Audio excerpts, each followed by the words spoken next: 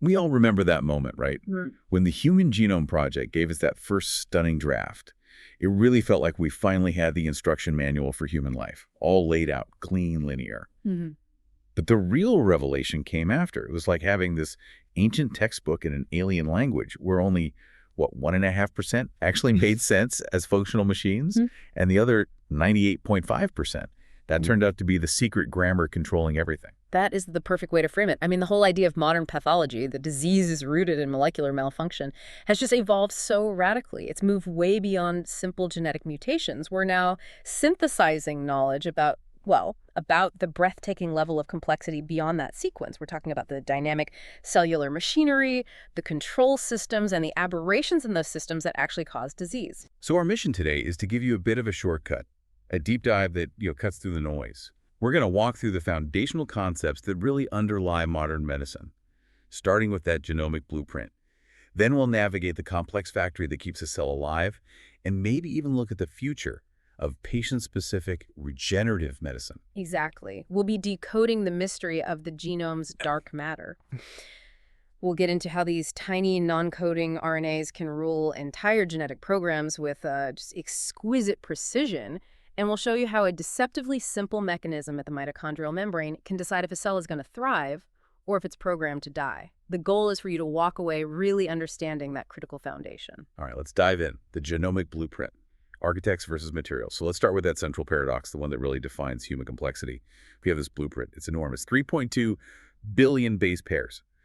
But when scientists finally counted up the parts that actually make proteins, the things that build and run us, they only found about 20,000 to 25,000 genes. And that number is so misleadingly small. Those protein coding regions, the exons, they make up less than 1.5% of the entire human genome. For decades, that other 98.5% was just, well, it was called junk DNA, dark matter. And the paradox gets even deeper when you start comparing us to other organisms. A simple roundworm, C. elegans. It has fewer than 1,000 cells.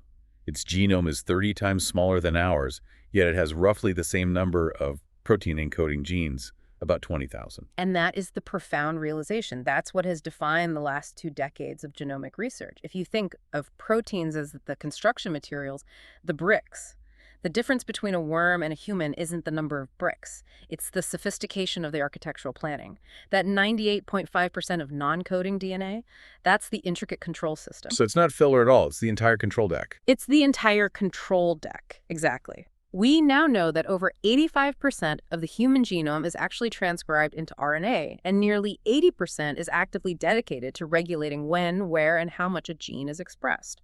This is where human complexity lives, and crucially, this is where we find most of the variations that determine our susceptibility to disease. Okay, so let's break down this architectural planning. What kind of functions are we talking about in this vast non-coding space? Well, we can categorize the functional non-coding sequences into about 5 major classes. And the core insight here is that common diseases are much more likely to be caused by subtle mutations in these regulatory regions, the 98.5%, than by some catastrophic error in the 1.5% that codes for protein. So what's the first class? First, you have the promoter and enhancer regions. Think of these as docking stations. There are the binding sites for proteins called transcription factors. These factors are the switches. They decide if transcription starts, and, critically, they control the intensity of that gene's expression. They're like the rheostats, the dimmer switches of the genome. Okay, and the second is about the physical organization, the spooling of the DNA itself. Yes. The binding sites for factors that organize chromatin structure.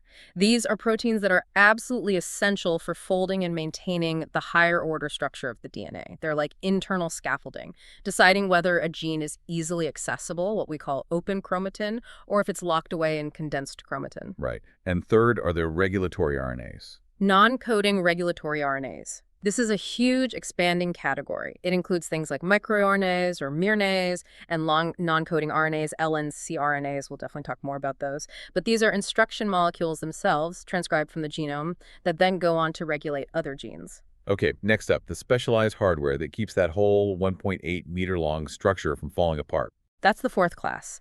the specialized structural regions. So this includes telomeres, which are the repetitive sequences that cap the ends of chromosomes. They prevent them from getting damaged or, mistakenly fused together during replication. It also includes the centromeres, which are mostly made of satellite DNA and are vital for organizing that tight heterochromatin structure, making sure chromosomes get segregated correctly during cell division. And finally, these historical remnants that seem to move around. Mobile genetic elements, or transposons, these make up over a third of the human genome. It's an incredible amount. They're often called jumping genes because they can change their position within the genome over evolutionary time. And while their function is still being worked out, they're definitely implicated in shaping gene regulation and structure over generations. Their sheer volume just underscores how dynamic our genome really is. It's incredible. And despite all this complexity, we're all, 99.5% identical at the DNA sequence level? So all of our individual variation, our looks, health risks, our responses to the environment, it all stems from that tiny 0.5% difference, about 15 million base pairs. That's where all the genetic variants live, and they come in two main forms. The first, and by far the most numerous, are single nucleotide polymorphisms, or SNPs. These are just variants at a single base position, so an A instead of a G, for example. And most of those have to be functionally irrelevant. Most have only very weak or neutral effects. They can be really useful as neutral markers in what we call linkage disequilibrium studies, which it's a way of mapping large segments of DNA to find genes associated with a specific trait or disease. But if a SNP lands in one of those critical non-coding regulatory elements we just talked about, then it can dramatically influence disease susceptibility. And the larger structural changes are the copy number variations. Right, copy number variations, or CNVs. These are large, contiguous segments of DNA, anywhere from 1,000 bases to millions, that are either duplicated or deleted. This is where we see major structural differences between people, contributing 5 to 24 million base pairs of difference between any two individuals. And critically, about half of these CAVs involve gene coding sequences, so they're a huge source of our individual diversity and disease risk. Okay, so we've got the fixed, static variations, SNPs and CNVs. But we all know that identical twins who share the exact same sequence can end up with very different traits, sometimes dramatically so. Which means we have to look past the sequence itself. We have to look at the control system that reads it. And that's our pivot to epigenetics. It literally means on top of genetics. It refers to heritable changes in gene expression that are not caused by changes in the DNA sequence itself. This is the ultimate mechanism that allows a nerve cell and a liver cell, which share the identical 3.2 billion base pairs, to express completely different genetic programs. It defines cellular identity. Let's get into the mechanics. How do you fit 1.8 meters of DNA into a nucleus that's only 7 or 8 micrometers across? The DNA is wound around these core structures called histone octamers. These are complexes of histone proteins, and the DNA wraps around them to form this basic unit called the nucleosome. And the tension of that winding determines whether a gene is on or off. Precisely. DNA that is transcriptionally inactive is packed super tightly into dense heterochromatin. The gene is locked down. DNA that's active is diffuse and accessible. We call that euchromatin. That structure literally defines the cell's function. And here's where it gets really dynamic. The histones themselves aren't just static spools. They're constantly being marked up. They are dynamically tagged. These histone modifications are the key to the epigenome. Think of the histones as spools that are constantly receiving annotations, and these marks are regulated by 3 sets of enzymes: writers, which add the chemical modifications, erasers, which remove them, and readers, which bind specific marks and then recruit other factors to regulate the gene. What are the 2 most important marks that we need to understand? Acetylation and methylation. Histone acetylation is carried out by enzymes called HATs. They add an acetyl group, which neutralizes the positive charge of the histone, loosening its grip on the negatively charged DNA. It effectively opens up the chromatin structure, making it more accessible, so it generally promotes gene expression. And this is reversible by enzymes called HDOCs. So the HATs are basically the keys that unlock the gene. In many cases, yes. Histone methylation is a bit more context-dependent. It can lead to either activation or repression, depending on which specific residue on the histone tail gets marked. For example, methylation at H3K4 is often activating, while methylation at H3K27 is usually repressive. And then there's the layer where the DNA itself gets modified. DNA methylation. This is where methyl groups are added directly to cytosine bases in the DNA itself, usually at sites called CpG dinucleotides. And this is crucial. High levels of DNA methylation in gene regulatory regions, especially promoters, typically result in absolute transcriptional silencing. It's a mechanism for permanently shutting down genes. It's vital during development, but its dysregulation is central to many diseases. So the big takeaway for the listener here is the clinical implication of all this. Well, the dysregulation of the epigenome is absolutely central to diseases from cancer to chronic inflammation. Cancer cells, for instance, frequently silence key tumor suppressor genes by plastering them with inappropriate DNA methylation. But, and this is the critical difference from fixed genetic mutations, many epigenetic alterations are reversible. This means the system is a fantastic target for therapeutic intervention. We already have FDA-approved DNA methylation inhibitors and HDAC inhibitors used in cancer treatment, trying to reverse that silencing and turn protective genes back on. So if the epigenome is the control panel, we need to talk about the tools that actually operate it. And it turns out many of the most potent tools are themselves pieces of RNA.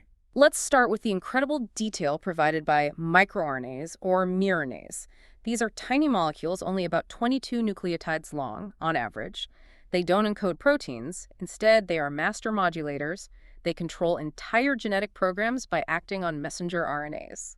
Walk us through that. How does a tiny fragment of RNA know exactly where to go and how to silence a protein? It's a fascinating journey. It starts when the miRNA gene is transcribed in the nucleus, making a long primary transcript called a primiRNA. This gets processed into a shorter hairpin structure, the premiRNA, which is then exported to the cytoplasm.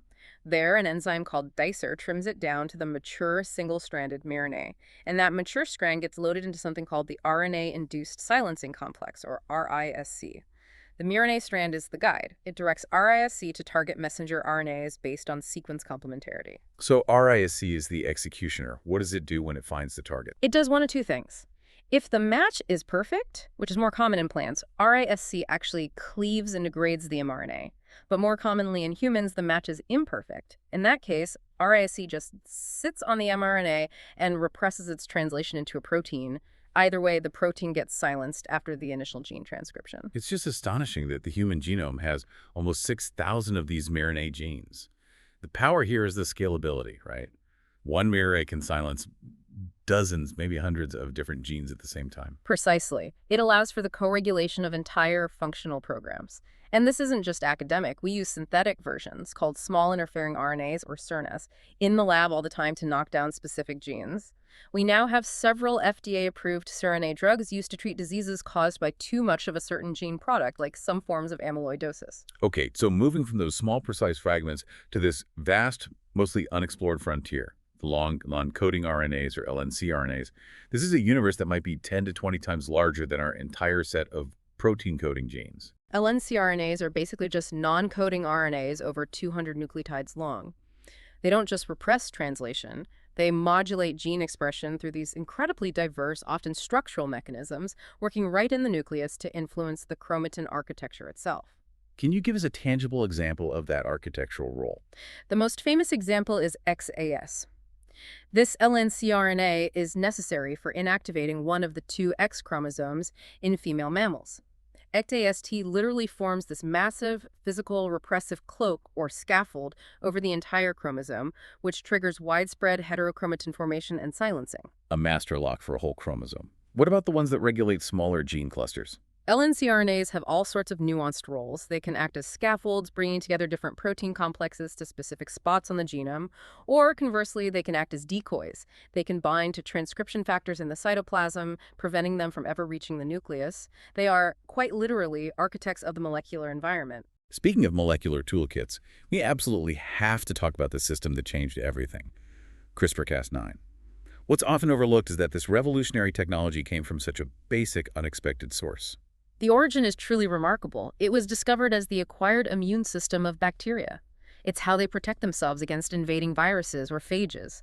It's the ultimate example of biological recycling, taking an ancient bacterial defense mechanism and repurposing it for precise human molecular surgery. So how does the natural system work and how did we hijack it? In nature, when a bacterium is invaded by a virus, it samples the viral DNA and integrates little pieces of it into its own genome as sequences called CRISPRs. These are then transcribed into a guide RNA, or gRNA. Yeah. This gRNA then directs an enzyme, the Cas9 nuclease, to the matching sequence on any future invading viral DNA, and Cas9 makes a highly specific, double-stranded cut. So to repurpose it, we just design our own artificial guide RNA. Exactly. We design a 20-base guide RNA that is complementary to any target sequence we choose in the human genome. When you introduce that gRNA into a cell, along with the Cas9 enzyme, it guides the nuclease to that exact spot and induces a double-stranded DNA break. That cut is profound. But isn't the cell's default repair mechanism kind of messy? How do you control the outcome? The cell's response to that break is what determines the outcome. The most frequent default repair mechanism is non-homologous end joining, or NHEJ. This is the cell's quick and dirty emergency repair. It just sticks the broken ends back together, usually creating small random insertions or deletions. It's error-prone, but that's perfect if your goal is to deliberately introduce a mutation to knock out a gene. So that's the demolition tool. But if you want precision, like correcting a single bad letter in the code, you need a different mechanism. For precision engineering, you rely on homologous DNA recombination, or HDR. For this to work, you have to flood the cell with a donor DNA template that has the correction you want to introduce. The cell's repair machinery can then use this template to precisely insert the new genetic material at the site of the break. HDR is less efficient than NHEJ, but it's the key to high-fidelity gene editing. And the specificity is just incredible, up to 10,000 times better than previous systems. We're already talking about applications that are changing medicine, correcting the mutation for sickle cell anemia, building detailed models of human cancers in a dish. And its integration with future medicine is seamless. Imagine using CRISPR to correct a pathogenic mutation in the induced pluripotent stem cells we'll talk about later. It allows us to rapidly model diseases, generate corrected cells, and screen new drugs at scale. It's a foundational technology for almost all of molecular biology now. Okay, we've covered the blueprint and the editing toolkit. Now let's step into the cellular factory itself. This factory has to maintain strict order synthesizing, generating energy, managing waste all within these microscopic boundaries. The fundamental principle is compartmentalization. By isolating functions inside membrane-bound organelles, the cell creates specialized chemical environments. For example, some enzymes need a really acidic environment, a low pH, while others need high calcium. Compartmentalization makes all that possible. Let's start with the power grid, which is also the life and death arbiter. The mitochondria. They are, of course, the primary sites of ATP generation, but their role is so much bigger than just energy. They're a major source of intermediates for building new lipids, proteins, and nucleotides, and crucially, the integrity of the mitochondrial membrane acts as a sensor for cell damage. If it's breached, it releases specific proteins that trigger the cascading destruction of apoptosis-programmed cell death. They are the ultimate deciders of a cell's fate. And the production line for everything that needs to leave the cell or get embedded in the membrane. That would be the rough endoplasmic reticulum, or RER. Its surface is studded with ribosomes, and it's the exclusive site for synthesizing all transmembrane proteins, secreted proteins, and most lipids. Inside the RER, specialized chaperone molecules perform mandatory quality control, making sure every protein folds into its proper functional 3D shape. The cystic fibrosis example is a perfect illustration of that quality control. It really is. The most common mutation in cystic fibrosis causes a key protein, CFTR, to misfold. Even though the protein would be functional, the RER quality control system recognizes the misfolding, retains it, and sends it for degradation. It never reaches the cell surface, and that causes the disease. And if misfolded proteins start to accumulate faster than the RER can handle them, it triggers the unfolded protein response, or UPR. Initially, the UPR tries to fix the problem by slowing down protein synthesis and making more chaperones. But if the overload persists, the UPR is forced to commit the cell to apoptosis. This failure is now strongly linked to neurodegenerative disorders, where protein aggregation is a key feature. Okay, so once a protein is synthesized and folded correctly, it moves to the Golgi apparatus. What's the Golgi's role? The Golgi is the post office and the finishing department. It's a stack of flattened sacks that progressively modify the products coming from the RER. It adds chemical modifications, and then it sorts the products for their final destination. For example, it uses a special tag, the mannose 6-phosphate receptor, to make sure hydrolytic enzymes get sent to the lysosomes. The Golgi is huge in cells that do a lot of secreting, like plasma cells making antibodies. If the factory is producing all these components, it must also have robust systems for managing waste. It has to. First, you have the proteasomes. Think of these as targeted shredders. They are large protein complexes in the cytoplasm that specialize in degrading denatured, misfolded, or regulatory proteins that need to be turned over quickly. The target protein first has to be tagged with a chain of another protein called ubiquitin, which acts as a destruction signal. The proteasome then unfolds and digests the protein into small fragments for recycling. So that handles individual proteins. What about bulk waste or material that's been brought in from the outside? That's the job of the lysosome, which is essentially an acidic incinerator. Lysosomes are membrane-bound organelles filled with about 40 different acid hydrolysis enzymes that work best at a very acidic pH, around 5 or less. They're responsible for digesting material the cell has internalized through endocytosis or phagocytosis. And then there's the system for cleaning the factory floor itself. That's autophagy, which literally means self-eating.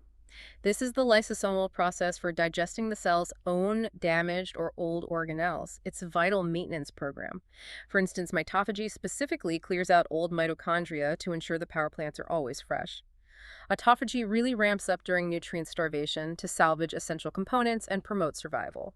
And we should quickly mention the specialized role of peroxisomes. Right, peroxisomes are specialized organelles that contain oxidative enzymes. They're essential for breaking down very long-chain fatty acids, a process that generates potentially harmful hydrogen peroxide, which they then immediately detoxify. Finally, the boundary itself. The plasma membrane. It's not just a fence, it's a dynamic asymmetrical barrier. The membrane is a fluid lipid bilayer, and its asymmetry is critical. Certain lipids are restricted to the inner leaflet and others to the outer leaflet, and this difference is used for signaling. The most famous example is probably the eat me signal. A lipid called phosphatidylserine is normally kept on the inner leaflet, but when a cell starts apoptosis, enzymes flip it to the extracellular face.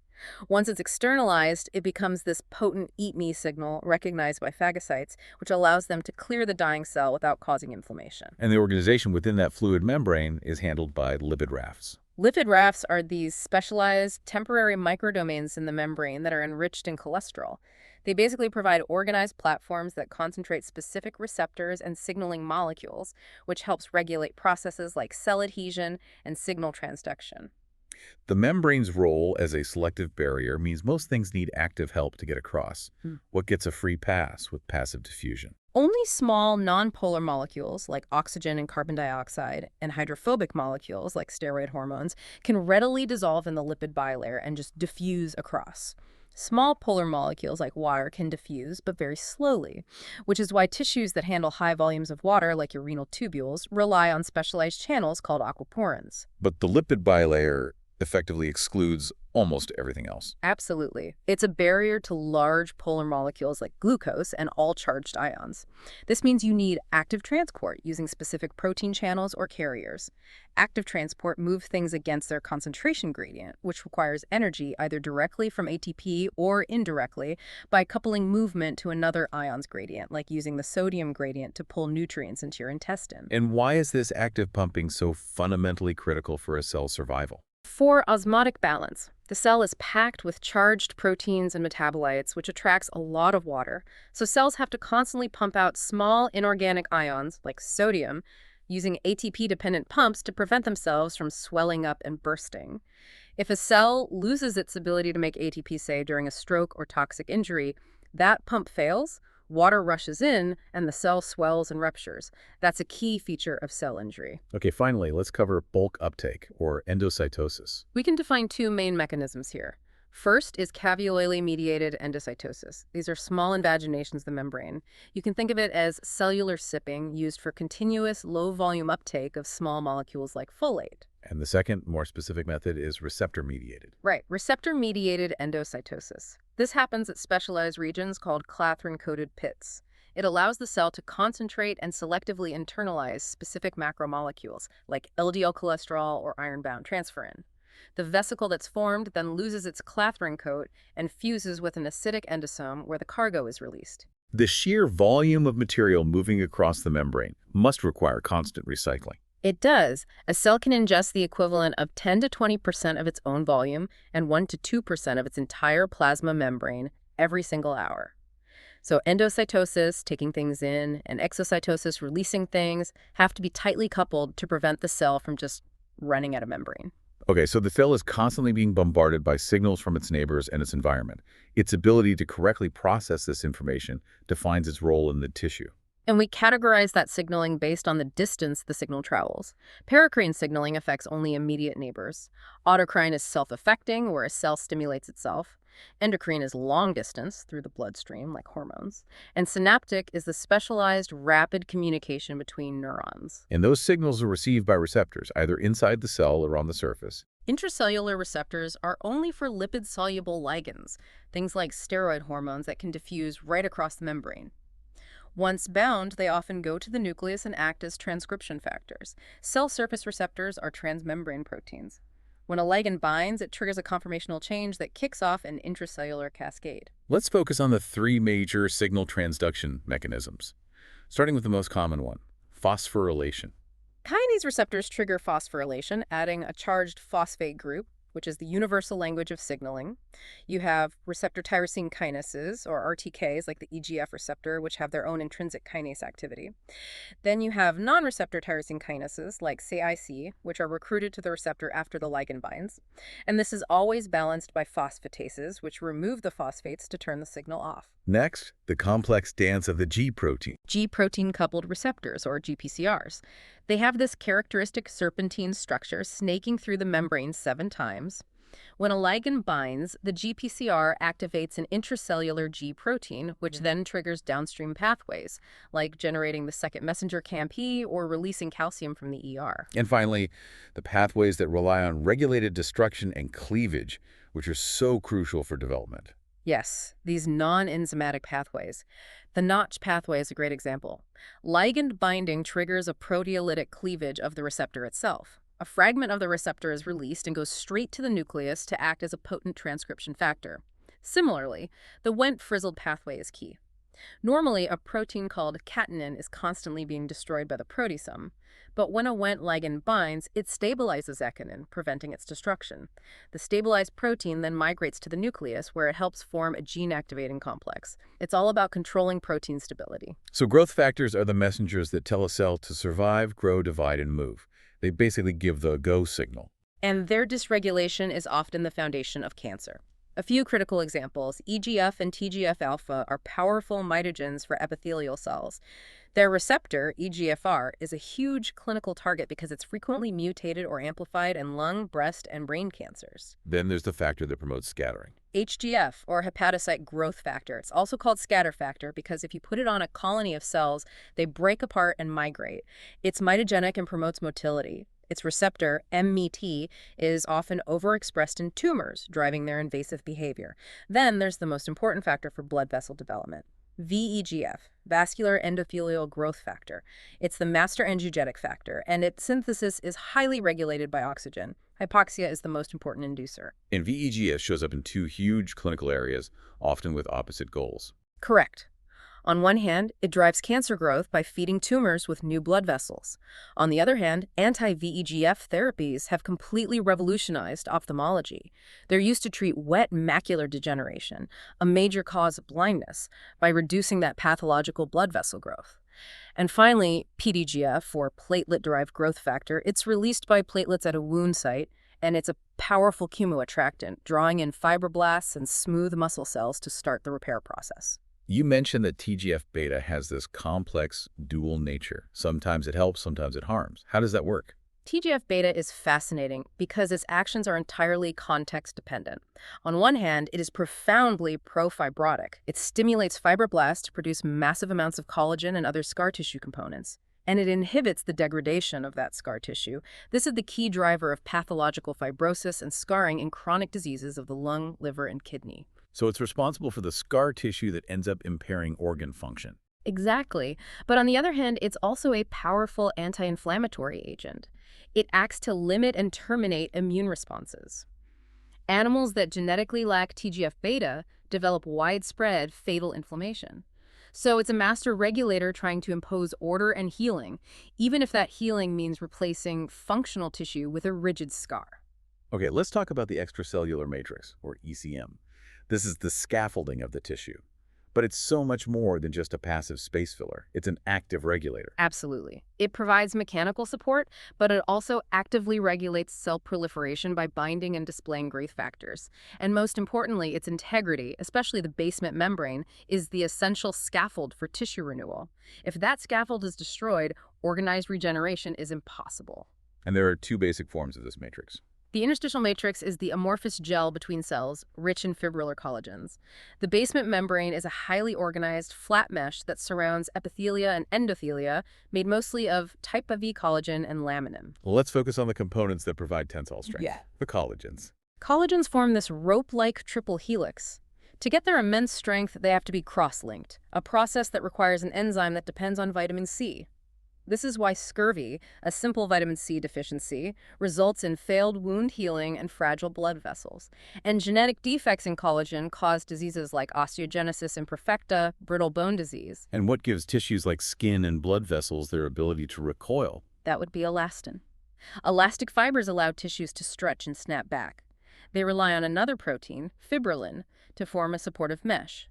Defects in fibrillin cause Marfan syndrome, which results in skeletal abnormalities and, most dangerously, a weakening of the aortic wall, which can lead to a catastrophic rupture.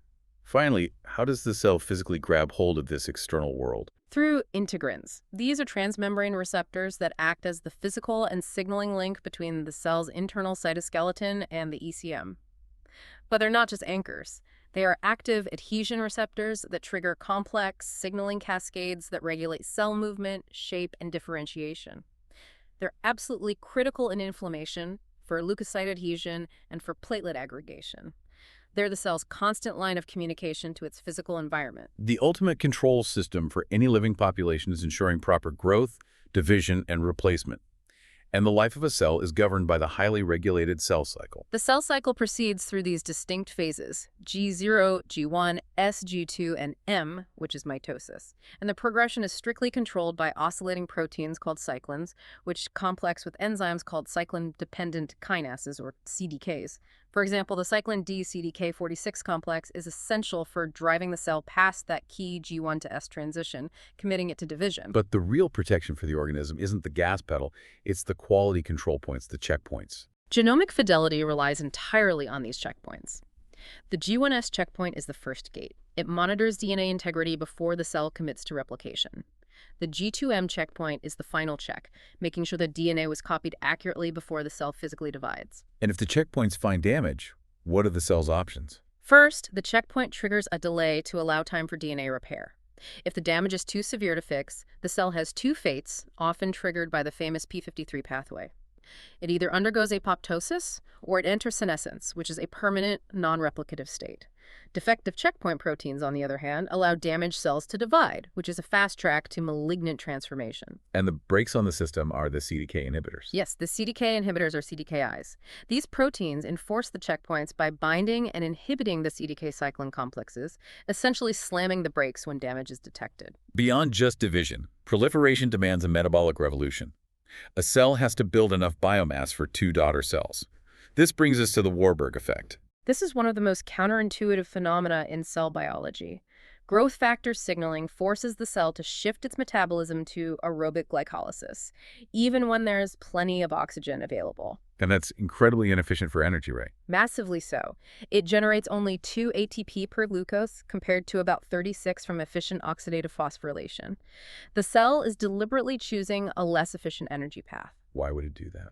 Because the goal is not maximal energy, the goal is maximal building blocks. Aerobic glycolysis rapidly spins off essential carbon intermediates that are diverted into anabolic pathways to synthesize the new lipids, proteins, and nucleic acids needed to build two whole daughter cells. It prioritizes rapid biomass accumulation over energy efficiency. And this observation is so consistent that it's the basis for p-scanning in cancer detection, which looks for tissues with high glucose uptake. The ultimate expression of proliferation and renewal has to be the stem cell. It has that essential duality, self-renewal and the ability to differentiate. In a mature organism, we rely on adult stem cells. These are typically found in specialized tissue microenvironments called stem cell niches, like in the bone marrow or the intestinal crypts. They maintain high turnover tissues like our blood, skin, and gut lining. The therapeutic promise is massive, but the challenges of transplanting them are just as formidable. Regenerative medicine aims to use stem cells to repopulate damaged tissues, like replacing lost neurons after a stroke. The challenges are twofold: functional integration at the damaged site, and the biggest barrier, immunologic rejection. Most stem cells express HLA molecules that trigger an immune response. This is where the molecular revolution gave us the answer to that rejection problem: the invention of induced pluripotent stem cells, or iPS cells. This discovery was Nobel Prize winning. It proved that a fully differentiated cell, like a skin fibroblast, is not fixed in its fate. It can be entirely reprogrammed back to a totipotent, embryonic, stem cell-like state just by introducing a handful of specific transcription factors. And this solves the rejection problem because you're starting with the patient's own cells. Exactly. You can take a fibroblast from a patient, reprogram it into an iPS cell, correct any genetic defects with CRISPR if you need to, and then differentiate that cell into whatever you need: a heart muscle cell, a neuron. Because the resulting cells are patient-specific, they avoid immunologic rejection. And this capability has profoundly impacted research. We use these patient-specific cells as avatars disease models in a dish to study disease mechanisms and screen new drugs on patient-derived cells before ever trying them in a person. It's the cornerstone of personalized regenerative therapy. We started this deep dive marveling at those 3.2 billion base pairs and the mystery of the 98.5% that regulates it. We've moved from seeing DNA as a static blueprint to viewing the cell as this dynamic, highly regulated factory where everything from the waste disposal system to the tiniest non-coding RNA influences cell behavior. Pathology is no longer just about sequence errors, it's about perturbations in this complex dynamic system. And that leads us to a final provocative thought. Our sources show that the epigenetic changes that define a cell's identity and drive so many diseases are often reversible. We now have the molecular technology with CRISPR and iPS cells to completely reprogram a differentiated cell back to a blank slate. So given that reality, how far away are we from viewing many chronic diseases, from cancers to neurodegeneration, not as fixed genetic fates, but as dynamic, potentially editable programming errors?